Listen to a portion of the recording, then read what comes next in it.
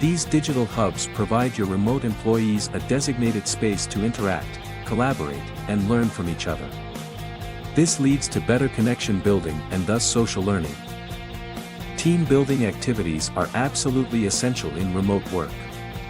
They help in strengthening bonds among team members and nurture a sense of belonging. You can organize activities such as virtual scavenger hunt, online trivia, game night, etc. Peer mentoring programs provide multiple opportunities for social learning for your remote work teams. Mentors can share their expertise, offer guidance, provide support to ments, etc. On the other hand, buddies can help each other with simple day-to-day functioning and learning, which the employees might otherwise be hesitant to ask.